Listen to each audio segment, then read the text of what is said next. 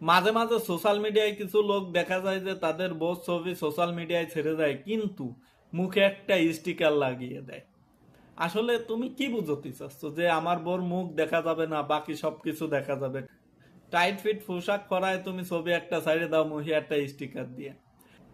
এই ছবিটা দেখে আমার একটা গ্রামের কথা মনে আসতেছে, গ্রামটার আমি নাম নেব না, নিলি সেই গ্রামের অনেক বদনাম হয়ে যাবে।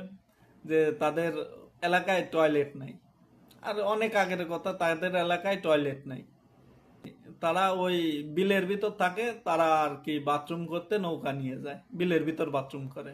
সেখানে নারী পুরুষ সবাই যায়, উভয় ছোট বাচ্চা টাচ্চা সবাই যায়।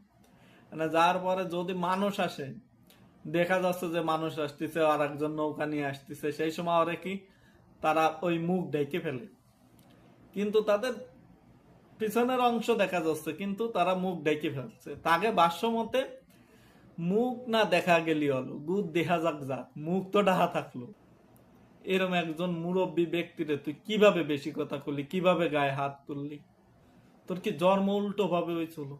হ্যাঁ, মুরব্বী মানুষকে সম্মান কর, যাতে সামনে যায় তোর কিছু একটা হতে পারে।